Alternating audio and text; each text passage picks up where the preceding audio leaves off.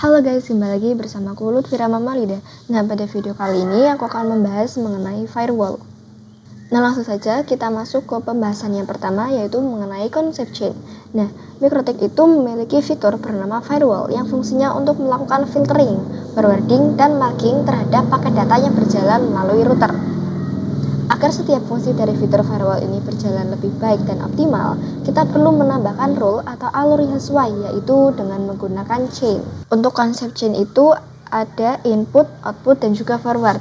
Nah, input itu untuk memblokir paket yang menuju router, output memblokir paket yang bersumber dari router, dan forward memblokir paket yang melewati router. Untuk lebih jelasnya kita bisa masuk ke konsep if and then. Nah, if itu artinya jika, then itu artinya maka. Untuk lebih jelasnya kalian bisa melihat ke sini di Winbox, di IP, lalu buka firewall. Nah, di sini ada filter rules. Kalian bisa klik tanda plus di sini. Untuk if itu ada di bagian general yang menentukan apakah paket tersebut akan diblokir atau diizinkan. Nah, untuk protokolnya itu ada banyak. Bisa dilihat di sini ada seperti ICMP, TCP, dan juga yang lain-lain. Sedangkan untuk then itu ada di bagian action. Nah, salah satunya itu ada yang namanya accept dan juga drop.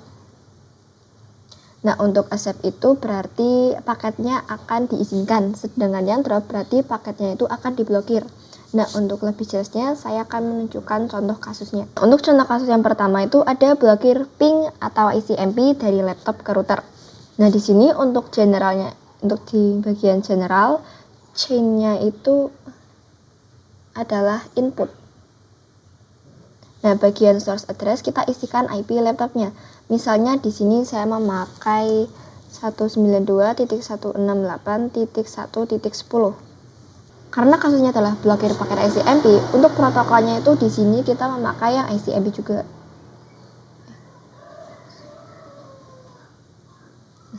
Untuk actionnya karena kita itu mau memblokir, maka kita menggunakan yang drop. Nah, untuk konsepnya itu seperti ini. Jika ada device yang memiliki IP 192.168.1.10 akan diblokir untuk paket ICMP-nya. Untuk kasus kedua itu ada blokir akses Facebook dari laptop. Bagian general untuk chain-nya itu kita pilih yang forward karena dia itu melewati router. Lalu untuk IP address di sini saya isikan masih sama, yaitu 192.168.1.10. Nah, untuk destination address-nya kita itu isikan IP dari facebook.com. Untuk mengetahuinya kita bisa membuka CMD atau command prompt.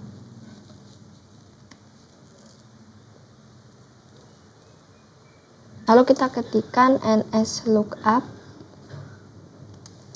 facebook.com. Nah, yang ini itu adalah IP-nya, kita tinggal copy saja.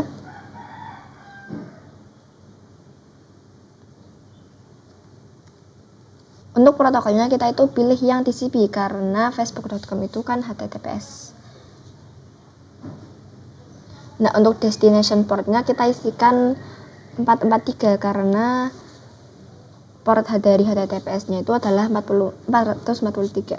Nah, untuk actionnya karena kita mau memblokir, kita tetap pakai yang drop. Selain konsep if and then, di sini juga ada konsep strategi, yaitu accept view, drop any, dan drop view, accept any.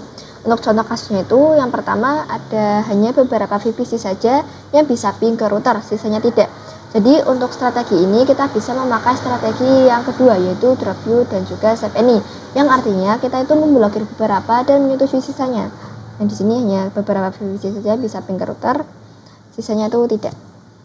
Lalu ada hanya beberapa VPC saja yang bisa ping ke server, sisanya tidak. Nah, jadi untuk kasus kedua kita itu bisa memakai strategi yang pertama, yaitu accept view dan juga drop any, karena kita itu menyetujui beberapa dan memblokir sisanya. Saya akan coba mempraktikkan kasus-kasus tadi, tetapi di kasus ini saya akan membuat hanya satu VPC saja yang bisa ping ke internet, yang lainnya itu tidak bisa. Lalu akan dikembangkan menjadi VPC 2 juga bisa ping. Nah, kita bisa buka VPC yang pertama. Nah, di sini kita bisa ketik show IP. Lalu masuk ke Winbox, kita klik tanda plus. Di bagian general, untuk chain-nya itu adalah input. Untuk source address kita isikan IP dari VPC 1 yang tadi kita lihat. Nah, kita coba copy saja.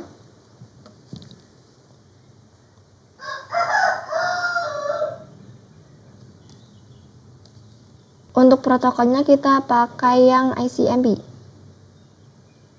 Nah, untuk actionnya karena kita itu accept terlebih dahulu, jadi untuk actionnya itu kita accept, lalu klik apply, lalu oke. Untuk drop ini kita bisa menambahkan lagi, kita bisa klik tanda plus di sini. Nah, untuk chain-nya itu kita pilih sama seperti tadi, yaitu input. Karena kita mau memblokir, maka source address-nya itu tidak usah kita isikan. Nah, untuk protokolnya kita pakai yang sama, yaitu ICMP. Lalu kita ke bagian action, di sini kita pilih yang drop. Karena kita akan memblokir. Lalu kalau sudah apply, lalu oke. Nah, kalau sudah kita bisa mencobanya ya. Kita coba di sini ping IP router. Untuk routernya itu kita bisa lihat di Winbox ke IP addresses. Nah, kita itu kan memakai yang Ether 2. Jadi untuk IP-nya itu adalah 88.1. Kita coba ping.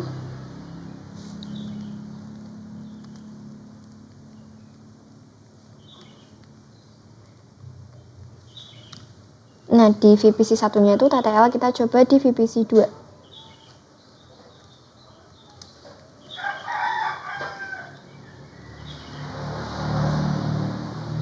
Nah, di sini tuh gagal. Kita coba juga di VPC 3.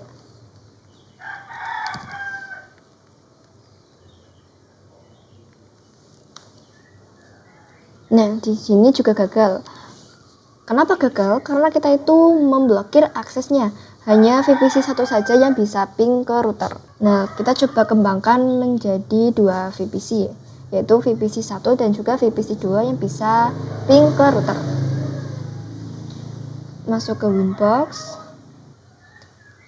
Nah, di yang sini kita klik 2 kali, lalu kita pilih yang copy.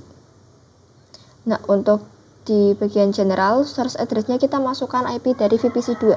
Kita cek dulu IP-nya. Ketik show IP. Kita copy IP-nya. Nah, lalu tambahkan di sini source address. Nah, kalau sudah kita bisa apply, lalu oke. Kita coba ping apakah bisa atau tidak.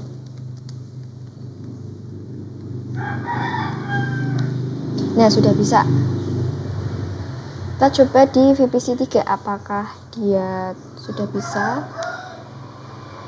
Nah, di sini gagal karena kita itu hanya mengkonfigurasikan VPC 1 dan VPC 2 saja yang bisa ping ke router. Kita akan lanjut ke kasus yang kedua. Nah, untuk kasus kedua kita tuh harus membuat servernya terlebih dahulu. Kita bisa klik kanan, lalu pilih node, pilih yang VPC. Untuk namanya di sini saya akan memakai server 1.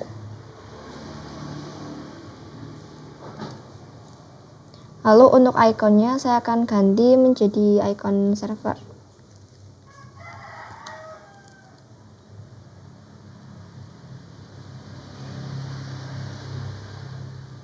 Kalau sudah, kita bisa save. Lalu kita sambungkan ke MikroTik.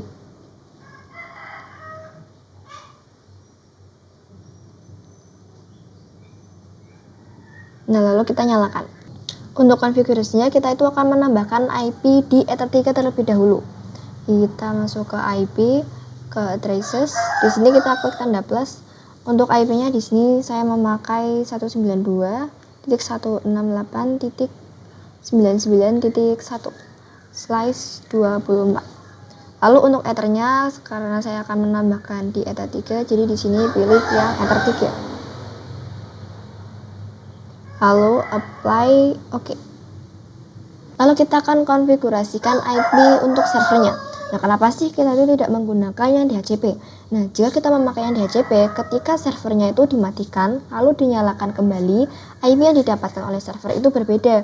Jadi kita akan menggunakan static agar IP ketika servernya itu dinyalakan lalu dimatikan lalu dinyalakan kembali, IP-nya masih tetap sama. Kita buka di server di sini, lalu kita ketikkan IP-nya 192.168.99.2/24.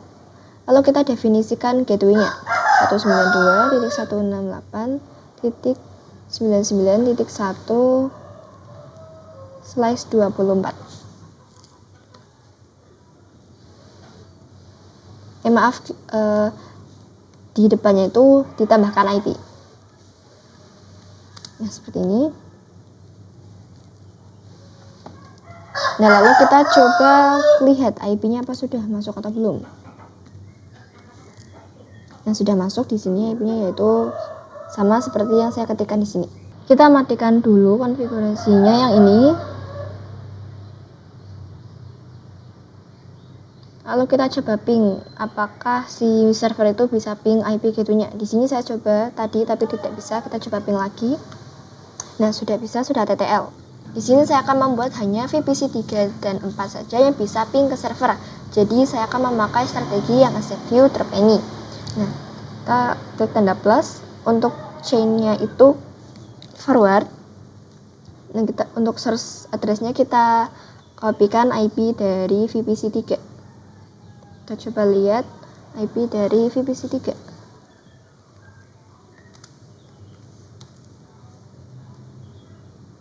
Kita copy, lalu masukkan di source address. Isikan juga destination address-nya, karena tujuannya kita adalah server, maka kita isikan IP servernya 192.168.99.2. Untuk protokolnya kita pakai yang ICMP. Untuk action kita pilih accept, lalu apply. Lalu kita copy yang ini, yang kita buat tadi. Kita masukkan IP dari VPC 4, karena kan kita mau membuat hanya VPC 3 dan 4 saja yang bisa ping ke server. 251. Nah, lalu kita pilih apply, lalu oke. Nah, untuk konfigurasi yang dropnya kita plus lagi, lalu untuk general kita chain-nya masih forward, source address-nya itu dikosongkan karena kita itu mengkonfigurasi yang drop. Tetapi yang di destination address-nya kita isikan IP dari server.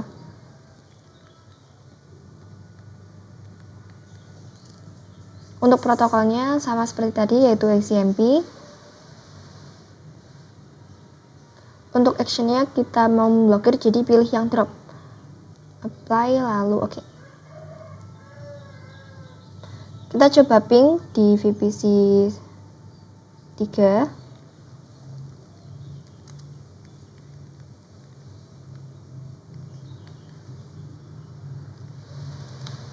Nah, TTL kita coba juga di VPC 4.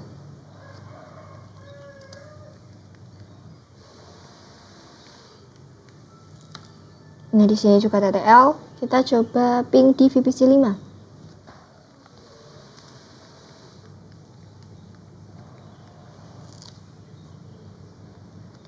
Maaf, ini untuk destination address saya salah ketik. Kita pilih yang 2, apply, lalu oke. Nah, di sini saya akan coba di VPC 5. Nah, itu gagal. Nah, jadi hanya VPC 3 dan 4 saja bisa ping ke server. Untuk kasus yang ketiga itu hanya beberapa VPC yang tidak bisa akses internet, sisanya bisa. Nah, jadi saya tuh akan membuat VPC 2 dan 3 tidak bisa ping ke internet, tetapi yang lainnya itu bisa. Nah, untuk strateginya saya akan memakai yang drop view accept any. Jadi kita itu akan memblokir beberapa VPC, yaitu VPC 2 dan 3, tetapi menyetujui semuanya, yaitu VPC 1, 4, dan juga 5. Nah, ini kita disablekan saja semuanya.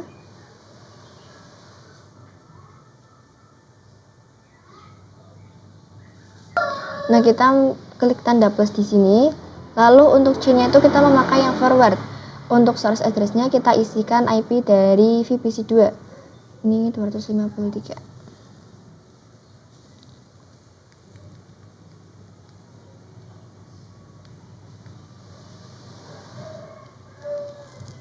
Untuk protokolnya kita pakai yang ICMP. Nah, untuk out interface-nya karena ini mengarah ke ISP, kita berarti memakai Ether 1. Untuk action-nya kita pilih yang drop. Apply lalu oke. Nah, kita juga tambahkan IP dari VPC 3. Kita kopikan saja, lalu lihat IP dari VPC 3 252. Kalau sudah apply lalu oke. Nah, kita klik tanda plus lagi, kita buat yang accept any. Untuk chain-nya masih sama forward. Lalu di bagian protokol kita pilih yang ICMP. Out interface-nya tetap memakai yang Ether 1. Untuk action kita pilih accept. Lalu apply, lalu oke.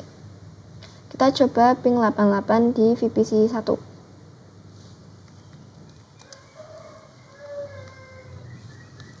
Nah, di sini berhasil. Kita coba di VPC 2.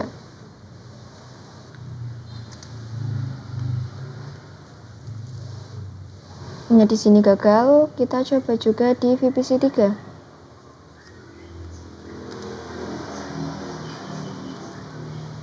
Nah, di sini juga gagal. Jadi hanya VPC 2 dan 3 saja yang tidak bisa ping ke internet. Nah, kita ke kasus terakhir yaitu memblokir YouTube, Facebook, dan web HTTPS lainnya dari sisi klien. Nah, di sini kita bisa pilih close lab terlebih dahulu. Lalu kita pilih devices. Lalu di sini kita pilih yang Chrome. Kita klik yang get device. Kalau sudah ada tulisan add pnet, berarti kita itu sudah berhasil. Lalu kita masuk ke main.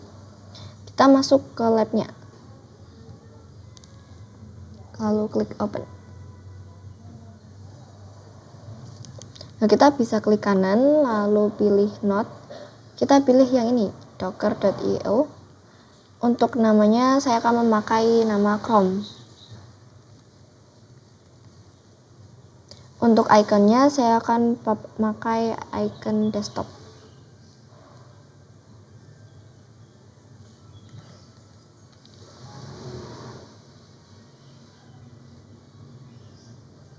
Nah, di bagian Ether 1 DHCP kita centang.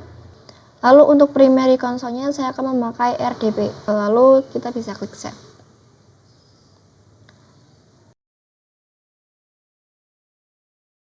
Nah, kalau kita bisa hubungkan ke switch. Dan lalu kita nyalakan. Jadi nantinya semua klien itu tidak akan bisa mengakses Chrome. Dan strategi yang akan kita gunakan itu adalah drop any. Nah, kita disablekan dulu semuanya.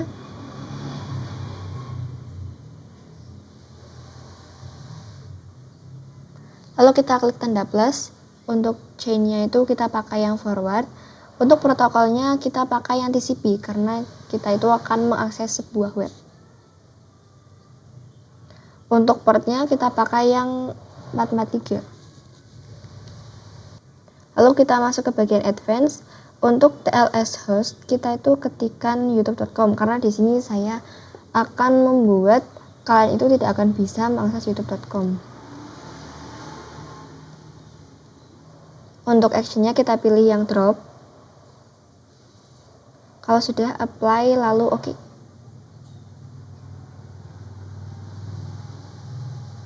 Kita coba tunggu. Nah, kita klik oke.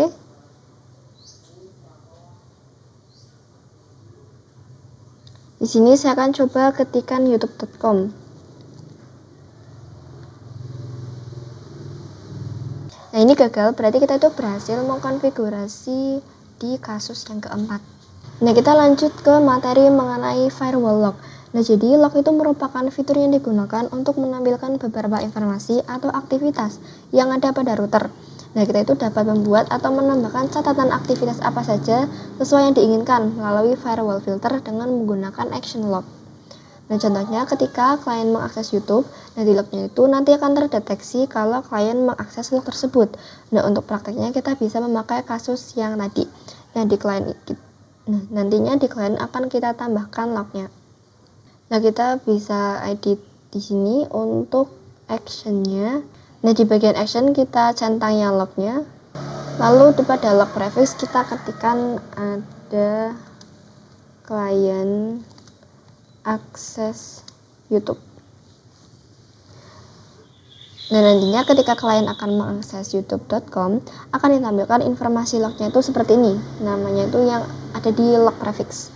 Nah, kalau sudah apply lalu oke. Nah, kita buka Chrome lalu kita coba akses lagi youtube.com-nya. Nah, tidak bisa ya karena memang isinya itu drop. Lalu kita coba ke Winbox, lalu pilih yang log. Nah, di sini bisa dilihat ya, namanya tuh ada klien akses YouTube. Sama seperti yang ada di sini di log prefix. Selain belajar mengenai firewall log, kita di sini juga akan belajar cara memblokir web pada jam tertentu yang disebut dengan NTP. Nah, di sini di bagian atas kita coba klik kanan lalu pilih add time. Bisa kalian lihat di sini bahwa waktu yang ada di laptop dan juga di Windows itu berbeda. Di sini jam 8, sedangkan di sini jam 1. Nah, Network Time Protocol atau NTP itu memiliki 3 jenis, yaitu NTP biasa, NTP client, dan juga NTP server. Nah, NTP server itu sebagai pool atau penyedianya, sedangkan TCP client itu sebagai penerima. Nah, istilah lain dari NTP adalah SNTP. Nah, SNTP itu sama dengan NTP, tapi lebih sederhana. Jadi SNTP itu cocok untuk jaringan dengan skala yang kecil. Nah, kita coba buka new terminal. Kita pastikan terlebih dahulu kalau dia itu bisa ping 88. Nah, TTL. Lalu kita buka sistem. Kita pilih clock. Nah, lalu pada zone kita itu isikan seperti ini. Asia slice Jakarta. Nah, secara otomatis jam itu akan terdeteksi. Nah, di sini bisa kalian lihat ya bahwa jam yang berada di Winbox dan juga di laptop itu sudah sama. Nah, kita akan coba kasus untuk memblokir YouTube pada jam-jam tertentu. Nah, kita coba bisa kita tutup dulu yang ini. Kita tutup saja semuanya. Nah, di sini kita masuk ke filter rules. Di sini kita coba klik. Kita bisa pilih yang ekstra, lalu kita pilih yang time. Untuk waktunya di sini saya akan memilih dari jam 9 sampai jam 17 atau jam 5 sore. Oke, yang ininya untuk harinya saya akan coba dari Minggu sampai Sabtu. Nah, jadi untuk hari Minggu dan Sabtunya itu YouTube itu bisa diakses pada kapan saja. Jadi hanya pada hari Senin sampai Jumat YouTube itu akan diblokir. Kita coba buka Chrome-nya. Kita apply lalu oke. Lalu kita coba buka Chrome-nya. Kita ketik lagi youtube.com.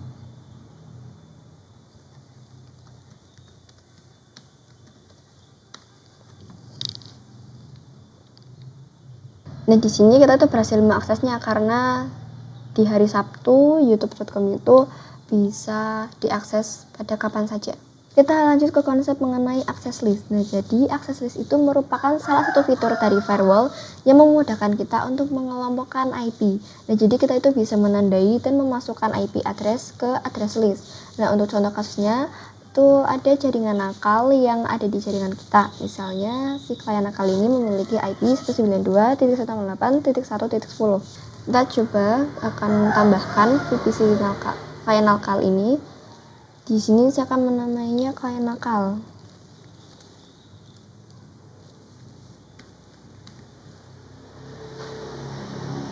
Lalu save.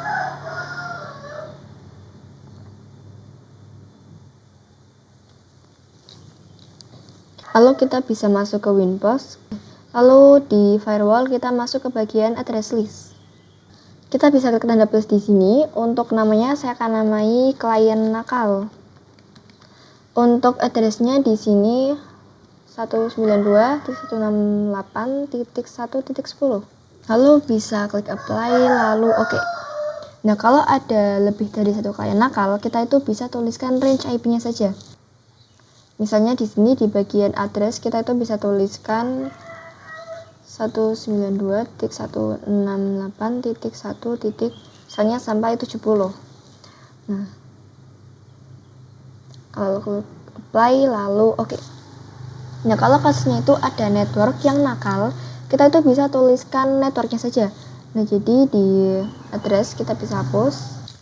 Misalnya untuk networknya itu adalah 192.168.7.0. Apply lalu 0. Bentar. 0 apply lalu oke. Nah, kita akan coba mengimplementasikannya untuk firewall filternya. Kita akan coba mempraktekannya untuk firewall filter. Nah, di sini saya akan coba memakai kasus yang pertama. Nah, untuk firewall filter untuk filter rules yang nomor 0 sampai 2 kita nyalakan semuanya.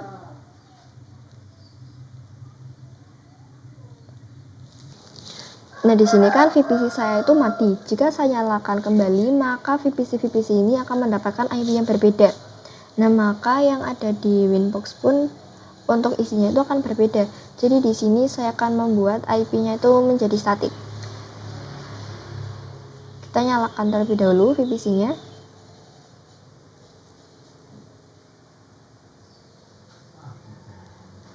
Lalu kita akan nonaktifkan DHCP-nya. Kita bisa ke IP DHCP server, lalu kita ini nonaktifkan.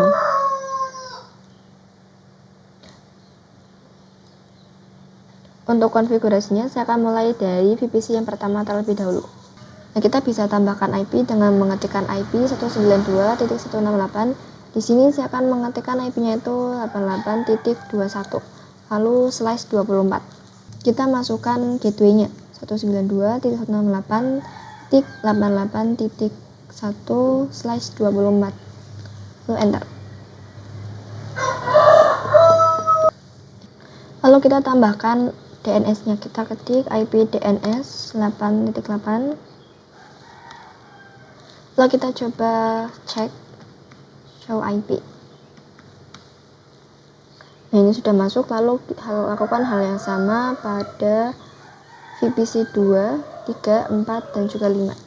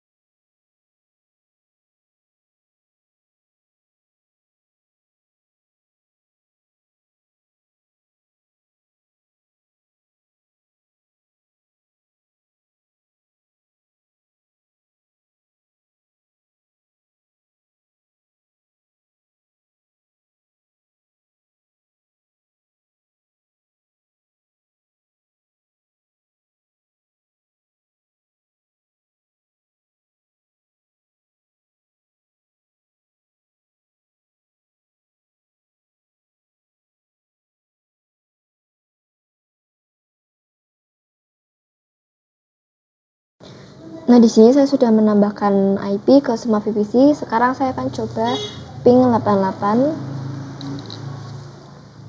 Nah, TTL kita juga akan coba ping google.com.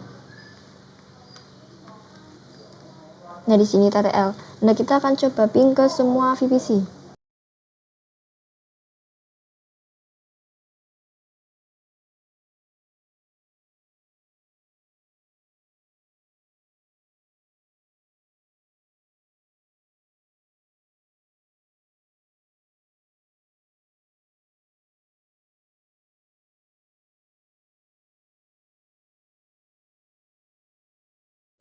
Nah, jadi dari VPC 1 sampai 5 itu semuanya bisa ping 88 dan juga ping google.com. Nah, lalu kita bisa masuk ke Winbox, kita masuk ke menu address list.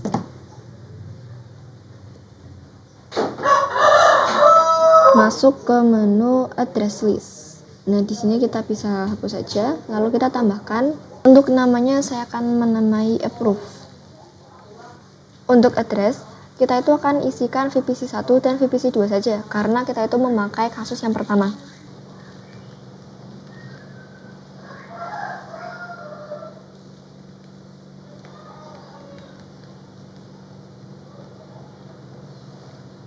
Kalau sudah bisa apply, lalu oke. Jadi nantinya yang akan bisa ping ke router itu hanya VPC 1 dan VPC 2, sedangkan VPC 3, 4, dan 5 itu tidak akan bisa. Kita masuk ke filter rules. Kita akan hapus salah satu saja. Di sini saya akan hapus yang di nomor 1. Lalu kita buka yang di sini.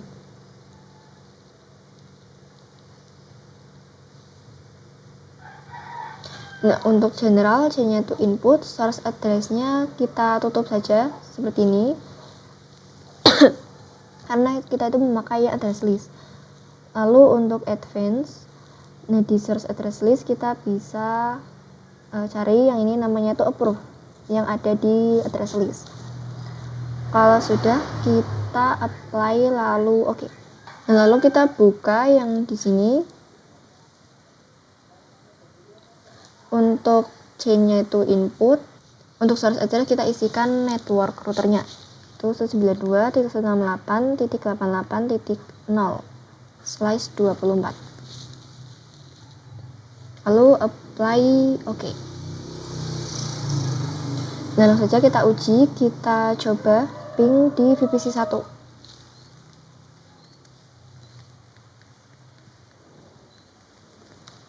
Nah, di sini bisa, kita coba juga di VPC yang kedua.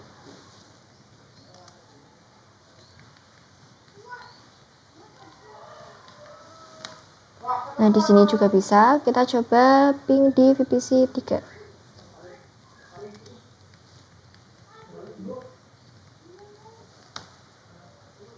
Nah, di sini gagal. Nah, jadi hanya VPC 1 dan 2 saja yang bisa ping ke router. Selain digunakan untuk filter rules, address list juga dapat digunakan untuk fitur NAT. Nah, jadi misalnya ada sebuah kasus, ada beberapa VPC yang bisa internetan, ada yang tidak bisa. Nah, kita memang bisa memakai filter rules, tetapi syarat tersebut kurang efektif karena kita harus menambahkan satu persatu. Dan saya akan membuat VPC 1-4 bisa internetan, yang lainnya itu tidak bisa. Di menu address list kita tambah, untuk namanya kita ketikkan VPC 1-4. Untuk addressnya kita isikan IP VPC, range IP VPC 1 sampai VPC 4.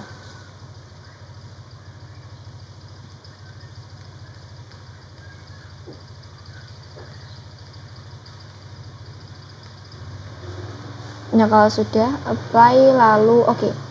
Nah, lalu kita masuk ke menu NAT. Nah, yang di sini kita buka. Untuk actionnya masih menggunakan masquerade. Nah, untuk chain-nya itu masih srcNAT. Lalu di sini kita itu akan memakai yang VPC 1-4 di bagian advance, lalu di bagian source address. Lalu kalau sudah apply lalu oke. Nah, kita coba ping di VPC 1 ping 88. Nah, di sini berhasil. Lalu kita coba di VPC 5.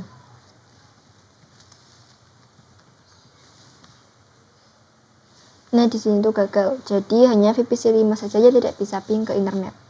Untuk materi selanjutnya yaitu firewall NAT. Nah, jadi NAT itu merupakan Network Access Translation.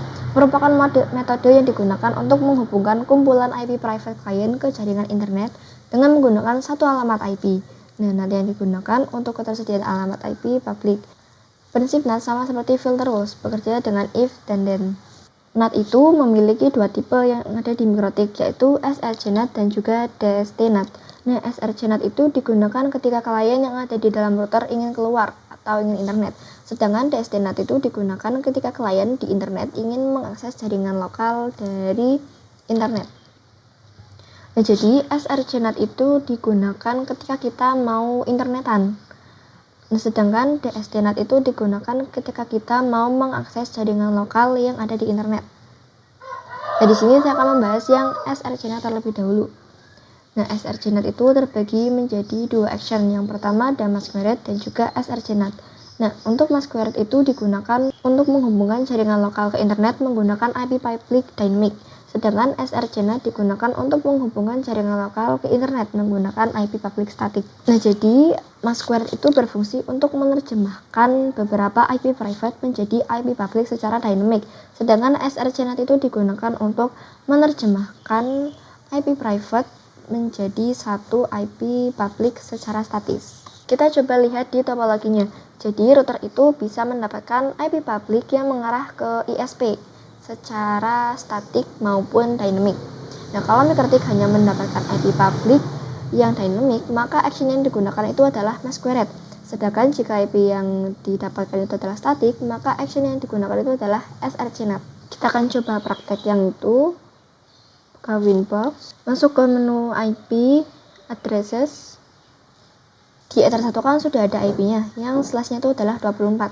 Jadi total IP-nya itu adalah 256. Jika dikurangi dengan network dan juga broadcast itu menjadi 254. Nah, IP yang bisa kita gunakan itu adalah 254.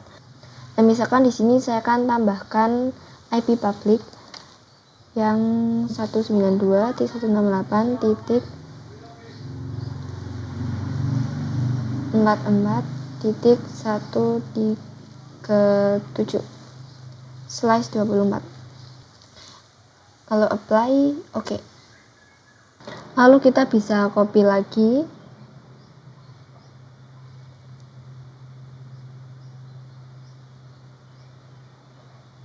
Kita tambahkan misalnya di sini tuh IP-nya 138. Apply, lalu oke. Lalu apa kaitannya sih dengan menggunakan srcnet? Kalau kita pakai masquerade, IP yang akan kita dapatkan itu acak, entah itu yang 137 ataupun yang 138. Kalau pakai srcnet, IP yang kita gunakan itu sesuai. Misalnya akan dispesifikan memakai yang 138. Maka kumpulan IP private ini ketika internetan akan ditranslate oleh NAT, lalu bisa internetan. Nah, IP yang akan keluar itu merupakan yang 138 ini. Nah, kita coba masuk ke menu NAT, kita coba buka. Untuk actionnya kita pakai yang srcnet. Nah, secara otomatis nanti akan ada tambahan menu, itu untuk address.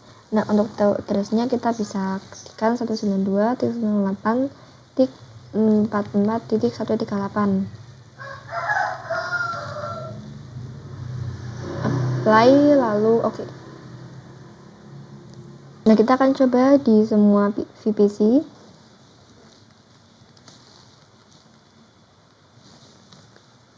Nah, di sini tuh berhasil, lalu kita coba di VPC 5.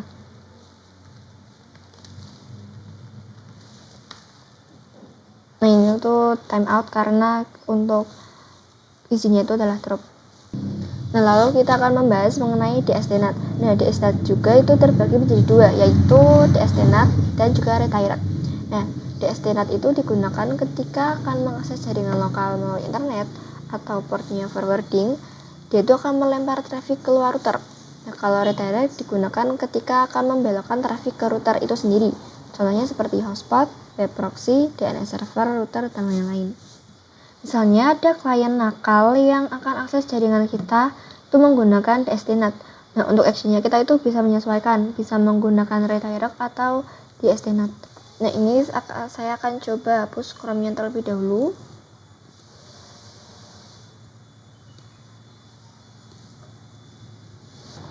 Jadi nanti saya akan membuat ketika klien nakal ini mau mengakses jaringan kita, dia itu akan mengakses web servernya. Kita close lab terlebih dahulu. Lalu ke bagian device. Scroll, lalu kita pilih yang ini, Docker Apache 2. Kita get device. Nah, kalau sudah kita bisa masuk ke running labs. Kita masuk yang ini, yang lab tadi. Kita open. Lalu kita bisa klik kanan, pilih node.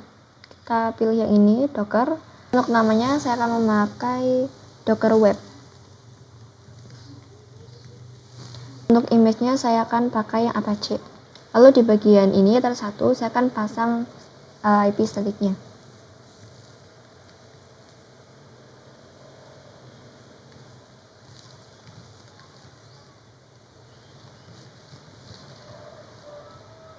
Untuk default root-nya kita juga tambahkan.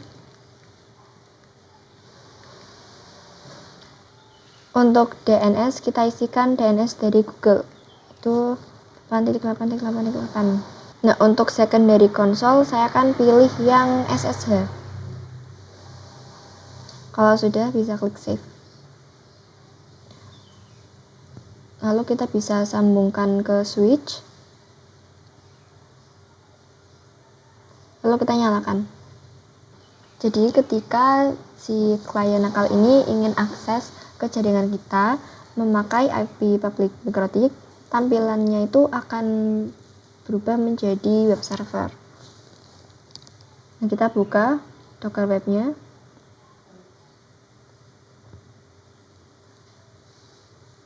Kita cek IP-nya sudah terpasang atau belum menggunakan if config add 1. Nah, di sini sudah terpasang. Lalu kita coba cek juga gateway-nya.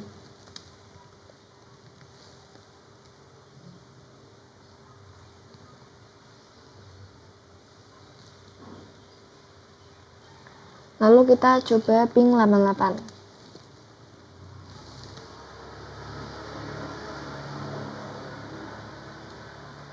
Kalau lama sih biasanya tidak bisa, karena untuk isinya itu hanya VPC 1 sampai VPC 4 saja. Nah, kita akan mengubah isinya. Nah, kita buka Winbox, lalu masuk ke menu NAT.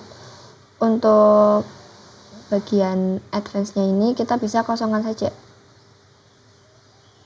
Kita bisa tutup. Lalu apply, klik OK. Lalu kita coba ping lagi. Nah, di sini sudah bisa, sudah TTL. Nah, kita akan coba mulai konfigurasi DSD-NAT-nya. Kita buka Winbox, lalu ke menu NAT, kita coba tambahkan untuk di bagian general, chain-nya itu kita ubah menjadi DSNAT. Untuk protokolnya kita pakai yang TCP, lalu untuk destination port kita memakai yang 8181. Lalu untuk destination address-nya kita pakai yang 192.168.44.138. Untuk action-nya kita pilih yang DST-NAT. Lalu to address-nya kita isikan 192.168.88.41. Lalu untuk portnya kita pakai yang 80. Lalu apply, OK. Nah, kita lanjut ke materi mengenai DNS server. Biasanya kita itu kalau ping kan menggunakan IP. Nah, tetapi jika menggunakan DNS, kita itu ping menggunakan namanya. Nah, misalnya semua VPC ini itu mau mengakses server 1. Nah, kita itu harus menggunakan IP, maka kita harus menghafalkan IP-nya. Nah, agar lebih mudah, kita itu bisa menggunakan namanya atau menggunakan DNS. Nah, kita mulai saja konfigurasinya. Lalu ke IP, masuk ke firewall, lalu ke firewall rules. Di sini saya sudah disablekan semuanya, lalu kalian bisa masuk ke IP, lalu ke bagian DNS. Lalu di bagian ini yang allow remote request kita centang. Di sini kita klik icon plus. Untuk namanya saya memakai server 2.mydomain.com. Lalu untuk addressnya saya menggunakan 192.168.88.41. Apply, lalu OK. Bisa kalian lihat di sini kalau di bagian DNS-nya itu masih kosong. Nah, jika kita itu mau ping DNS, kita tuh harus isikan DNS-nya dengan DNS yang ada di Ether 2, yaitu 88.1. Kita coba ketik IP DNS 192.168.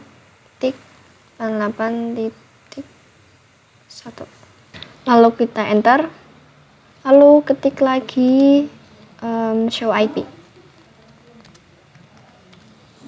Nah, di sini DNS-nya itu sudah terisi. Lalu kita coba ping yang ke Docker Web menggunakan IP terlebih dahulu.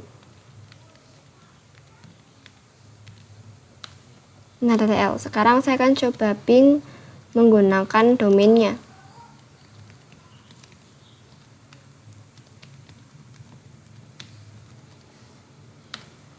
Nah, di sini TTL. Lalu di sini saya akan coba memakai action redirect. Nah, kalau kita memakai redirect, dia itu akan memblokir traffic.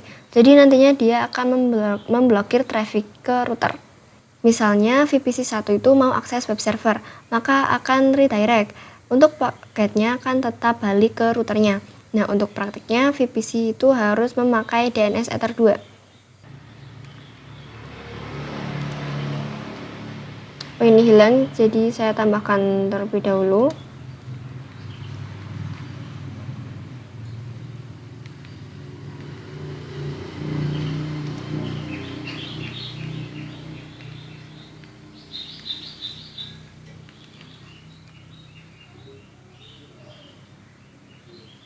Lalu kita ketik show IP. Nah, untuk DNS-nya itu kan masih kosong. Di sini saya akan isikan DNS-nya itu dengan 8.8. Untuk action-nya saya akan memakai yang redirect. Karena pada VPC 1 dan juga VPC 2 berbeda DNS-nya. Kalau yang ini menggunakan yang ini 192, sedangkan VPC 2 itu menggunakan DNS yang 8.8. Nah, VPC 1 itu sudah menggunakan DNS yang ini ya, 192.168.88.1 yang sudah bisa akses ke server 2. Sedangkan VPC 2 itu memakai DNS yang 8.8.8 yang tidak bisa mengakses server 2. Nah, agar bisa mengakses server 2, actionnya itu kita memakai yang redirect. Nah, lalu kita klik icon plus. Untuk chainnya saya itu memakai yang DSTNet. Lalu untuk protokol saya memakai yang UDP. Nah, untuk destination port menggunakan 53. Lalu untuk destination address-nya kita itu memakai yang 8.8.8 sesuai dengan DNS yang kita tambahkan di VPC 2. Lalu untuk action-nya itu kita memakai yang redirect.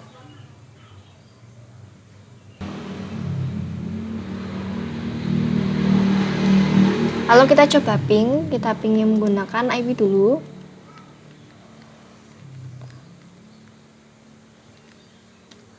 Nah, sudah TTL, sekarang kita coba ping menggunakan domain.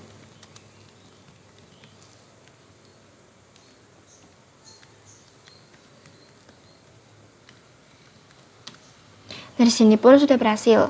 Misalnya DNS servernya itu bukan 88, mungkin seperti 8.8.4.4 itu tetap bisa mengakses server 2.mydomain.com karena hanya pada bagian destination add saja yang kita ganti.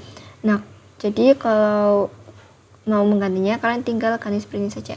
Di destination address, misalnya saya memakai yang tadi yaitu 4.4, apply lalu oke.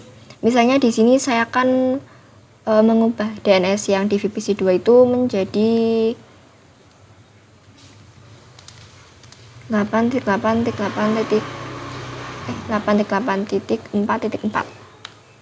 Nah, sekarang saya akan coba ping ke server 2.